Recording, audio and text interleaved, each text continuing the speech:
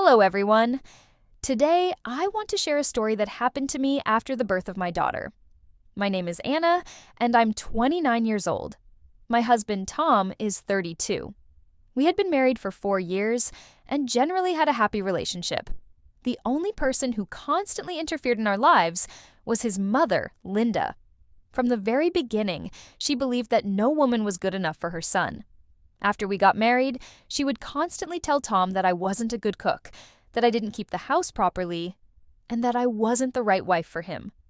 But the real nightmare began after our daughter was born. The first few weeks after giving birth were incredibly difficult.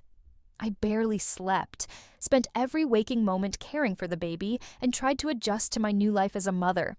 Tom helped whenever he could, but he worked long hours. That was when my mother-in-law started coming over almost every day. At first, she said she wanted to help. She brought food, cleaned the apartment, and occasionally watched the baby so I could rest. I was grateful for her support. But little by little, her help turned into control. She began criticizing everything I did. "Why is the baby dressed like that? Why are you feeding her now? Why is she crying? Why are you holding her so much?" No matter what I did, it was always wrong. One day, I overheard her talking on the phone with a friend. Poor little girl. If it weren't for me, she wouldn't be able to handle the baby at all. It hurt to hear that, but I decided not to say anything. A few months later, things got even worse. My mother-in-law started referring to my daughter as if she were her own child. At first, it sounded like a harmless joke. "Where's my baby girl?" Grandma came to see her little princess, but then her comments became stranger. "You'd be much happier living with Grandma." Grandma's house is much calmer. Mom is still young and inexperienced. Those remarks made me uncomfortable. I talked to Tom about it. He told me I was overthinking things and that his mother simply loved her granddaughter. I tried to believe him, but then something happened that changed everything. One morning, I woke up and discovered that my daughter wasn't in her crib. Panic hit me instantly. I ran through the apartment searching for her. A few minutes later, my phone rang. It was my mother-in-law. In a calm voice, she said, "Don't worry, the baby is with me." I couldn't believe what I was hearing. Apparently, Tom had gone to the store that morning and accidentally left the door unlocked. His mother came in, took our daughter, and drove her to her house, without permission, without even telling me. I immediately got in my car and drove to her place. When I arrived, she seemed completely relaxed. "You're overreacting," she said. "It's good for the baby to spend time with me." I was furious. We had a huge argument. After that day, I told her she was no longer allowed to come over without warning. She was deeply offended, but the most shocking part came later. A few weeks afterward, one of my friends called me. She had stumbled across a social media post from Linda. The post featured a photo of my daughter. The caption read, "My precious girl, the most important thing in my life."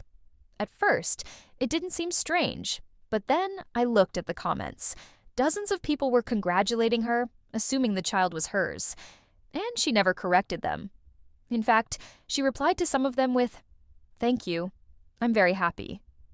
When I saw that, I felt sick. I spoke to my husband again. This time, he actually listened. He asked me to show him the posts. For several hours, he carefully looked through his mother's profile. What he found shocked him. She regularly posted pictures of our daughter without our permission. She wrote captions that made it sound as if she was raising the child herself. And she constantly hinted that she was the most important person in our daughter's life. Tom was stunned. He decided it was time to have a serious conversation with his mother. The next day, we went to her house together. The conversation was difficult. At first, she denied everything. Then she started blaming me. She claimed I was turning her son against her. But then Tom said something she never expected to hear. He looked her in the eyes and said, "This is my child and my wife's child, not yours." The room fell silent. My mother-in-law burst into tears. She tried to convince us that everything she had done was out of love. But for the first time in his life, Tom refused to give in. He told her that unless she learned to respect our boundaries, she would not be allowed to see her granddaughter for a while. For his mother, It was a devastating blow. For the next 2 months, we barely spoke. She called only occasionally. She stopped showing up unannounced. She stopped demanding attention. To be honest, for the first time in a long while, I felt at peace. Then something happened that I never expected. One day, my mother-in-law asked if we could meet. She arrived without complaints, accusations, or excuses. She sat down at the table and quietly said, "I want to apologize." For a moment, I thought I had misheard her. But she was serious. She admitted that after her husband passed away, she had felt incredibly lonely. When her granddaughter was born, she became so attached to her that she lost sight of healthy boundaries. She realized that her behavior had been wrong. It was the first honest conversation we had ever had. We didn't suddenly become best friends. But little by little, our relationship improved. Today, our daughter is 5 years old. My mother-in-law is still an active grandmother. But now she calls before visiting. She asks for permission before posting photos. And most importantly, she respects our family. Sometimes people believe that love gives them the right to control others, but real love begins where respect exists. Thank you for listening to my story. If you enjoyed this video, please like, subscribe, and turn on notifications. More real-life stories are coming soon.